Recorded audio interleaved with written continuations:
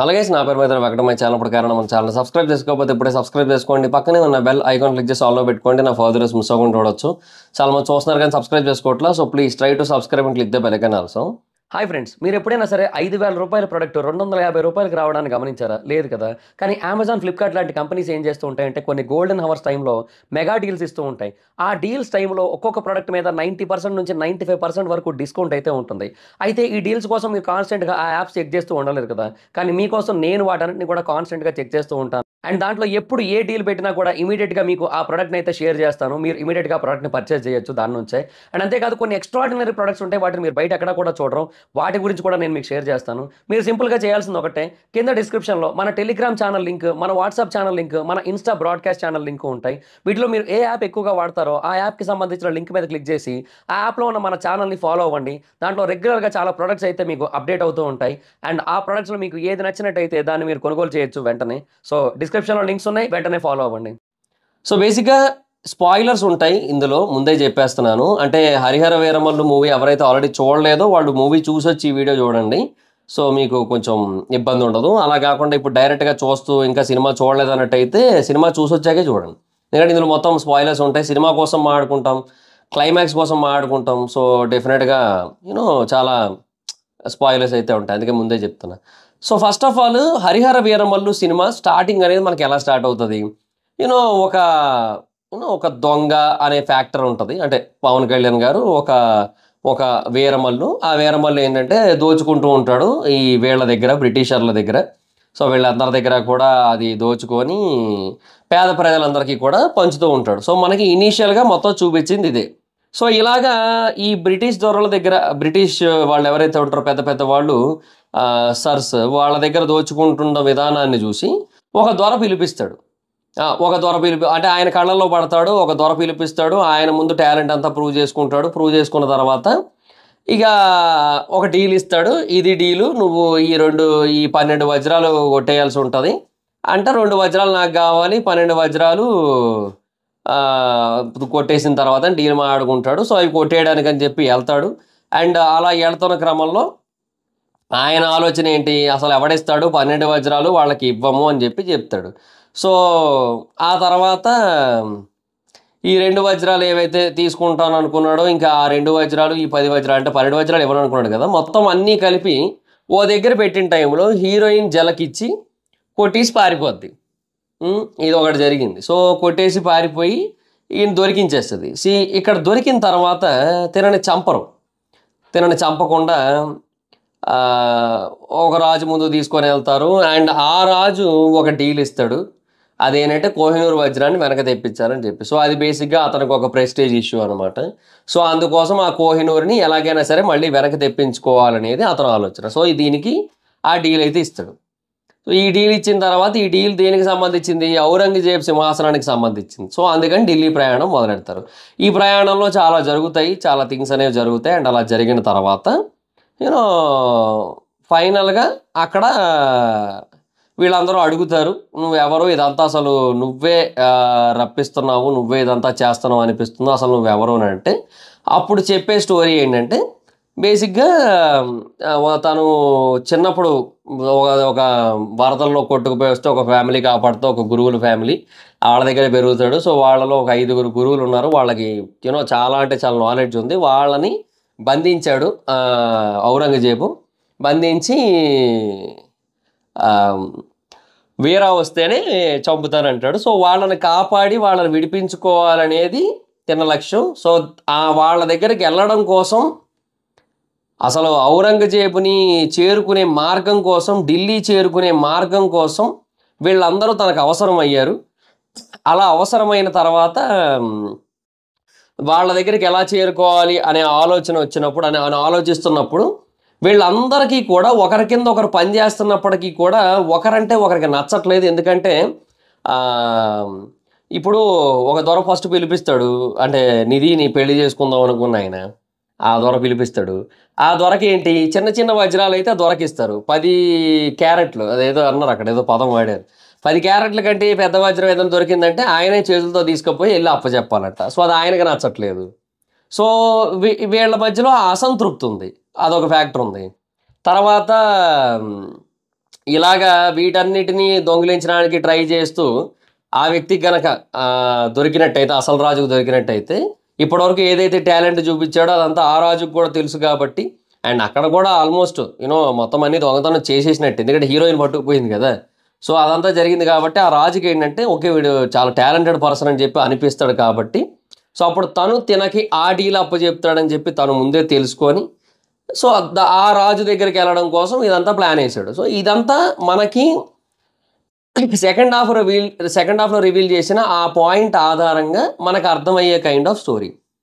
So ఇది కొంచెం కాంప్లికేటెడ్గా అనిపిస్తూ ఉండొచ్చు, బట్ ఇందులో అంత బ్యాడ్ స్టోరీ ఏమీ లేదు. నన్ను అడిగితే ఇట్స్ ఏ గుడ్ స్టోరీ అని చెప్పొచ్చు. తనని ఎవరైతే పెంచి పెద్ద చేసి తనకు అన్ని రకాల విద్యలు నేర్పించారో ఆ నేర్పించిన గురువులందరూ కూడా ఇప్పుడు చాలా వాళ్ళందరూ బందీలుగా ఉంటారు. సో వాళ్ళని విడిపించాలంటే ఔరంగజేబు దగ్గరికి వెళ్ళాలి. ఔరంగజేబు దగ్గరికి వెళ్ళాలంటే ఢిల్లీ చేరుకోవాల్సి ఉంటుంది. అండ్ అప్పుడు ఔరంగజేబుని చంపి వాళ్ళందరినీ కూడా కాపాడాలి. సో ఇది కాన్సెప్ట్, అవునా? సో ఇది నాకెందుకో అంత బ్యాడ్ కాన్సెప్ట్ అనిపించదు. ఇది నాకెందుకో మంచి కాన్సెప్ట్ అనిపించింది అండ్ సింపుల్గానే అనిపించింది. మరి కొంచెం కాంప్లికేటెడ్ ఉంటుంది కానీ మరీ టూ మచ్ కాంప్లికేటెడ్ అయితే కాదు నా దృష్టిలో ఈ కాన్సెప్ట్ అయితే. సో ఇది హరిహర వీరమల్లు మూవీ యొక్క స్టోరీ యాక్చువల్గా. సో సింపుల్గా సినాప్సిస్ లాగా చెప్పాలంటే ఇంతే ఇంకా. సో నాకైతే ఈ కాన్సెప్ట్ బాగానే అనిపించింది, అదే అంటున్నా. సో అక్కడ ఎక్కడా కూడా నాకు ఇది బ్యాడ్ యాంగిల్ అనిపించలేదు. నాకు ఇది మొత్తం మాత్రం అదంతా చెప్పిన తర్వాత సెకండ్ హాఫ్లో ఈ ప్లాట్ రివీల్ చేసిన తర్వాత ఓకే ఫస్ట్ నుంచి ఇదంతా ఇందుకు జరిగిందా అని అర్థమైంది. యాక్చువల్గా వెంటనే అర్థమైంది. ఫస్ట్ టైం చూసినప్పుడు అర్థమైంది. నేను యాక్చువల్గా 2 సార్లు చూశాను, బట్ ఫస్ట్ టైం చూసినప్పుడే అర్థమైంది నాకు ఇది. తర్వాత ఈ క్లైమాక్స్ విషయానికి వచ్చినట్టయితే, ఇప్పుడు బేసిక్గా ఇతను ఔరంగజేబు ఎక్కడున్నాడు? యమునా నది తీరంలోనో ఎక్కడో ఉన్నాడు మొత్తానికి. ఓకే, అక్కడ ఒక తుఫాన్ అయితే వచ్చింది, పెద్ద తుఫాన్ అయితే వచ్చింది, ఒక టార్నడో కైండ్ ఆఫ్ తుఫాన్ అయితే వచ్చింది. ఓకే, సో ఆ టైంలో ఇద్దరు కూడా గాలిలోకి ఎగిరిపోతున్నారు. అండ్ ఇద్దరు కాళ్ళకి కూడా ఆ గొలుసులు లాంటివి అయితే కట్టేసుకొని ఉన్నాయి. అండ్ ఈయనది ఏంటంటే ఒక యాంకర్ లాంటిది, ఆయన ఏంటంటే స్తంభానికి కట్టేసి ఉంది ఔరంగజేబుది, అంటే అదే బాబీ డియోల్ది. సో అదేమో స్తంభానికి కట్టేసి ఉంది. సో ఆయన దానివల్ల అలా తగులుతున్నాడు దానికి. అండ్ తర్వాత ఒకనొక స్టేజ్కి వచ్చేసరికి కరెక్ట్గా ఈయన పట్టుకొని ఉన్నాడు, ఈయన చెయ్యి పట్టుకున్నాడు. సో ఇప్పుడు మీరు అక్కడ గమనించాల్సిన పాయింట్ ఏంటంటే, యాక్చువల్గా హరిహర వీరమల్లు అనే వ్యక్తి ఔరంగజేబుని అంతం చేసి తన గురువుల్ని కాపాడుకోవడానికి వచ్చిన వ్యక్తి. ఔరంగజేబు ఎట్లా చచ్చిపోద్ది ఏంటి? సైక్లోన్లో పోయినా కూడా తనకి అనుకున్న పని జరిగిపోద్ది కదా. కానీ చరిత్ర ప్రకారం ఔరంగజేబు అలా చనిపోలేదు కదా. సో అందుకని ఏం చేశారు? సో ఒక యుద్ధంలోనే ఔరంగజేబు చనిపోయినట్టుగా చూపించాలన్న ఉద్దేశంతో ఔరంగజేబుని అక్కడ చంపాలనుకోలేదు. సో అందుకోసం అక్కడ వాళ్ళు రాసుకున్న పాయింట్ ఏంటి అంటే, బేసిక్గా ఔరంగజేబు వీరమల్లుని చంపాలని చూస్తున్నాడు, వీరాన్ని చంపాలని చూస్తున్నాడు. వీరమల్లు ఔరంగజేబుని చంపో లేదంటే అంత ఏమంటారు ఓడించో తన గురువుల్ని తీసుకెళ్ళాలని అనుకుంటున్నాడు. యాక్చువల్గా చంపాలి అనే కాన్సెప్ట్ మనకి ఎక్కడ రివీల్ చేయలే. సో ఇది ఒక పాయింట్ ఉంది, మనము మర్చిపోకూడదు ఇది. సో చంపాలని ఎక్కడ రివీల్ చేయలే. సో మేబీ ఓడించి తన గురువుని పట్టుకెళ్ళిపోవాలనేది కాన్సెప్ట్ ఉంది అక్కడ. కానీ ఇక్కడ వీరాన్ని చంపాలని ఔరంగజేబు ఎదురు చూస్తున్నాడు. సో ఎవరినైతే చంపాలనుకుంటున్నాడో ఆ వ్యక్తే కాపాడాడు అక్కడ. ఆ వ్యక్తి వల్లే ప్రాణాలు మిగిలి ఉన్నాయి ఔరంగజేబు, ఇంకా లేదంటే చచ్చిపోను. అలా తిరిగి ఆ స్తంభానికి 10 సార్లు కొట్టుకున్నాడంటే పుర్రే ఇట్లా పుచ్చకాయలా విడిపోద్ది, అంతే కదా.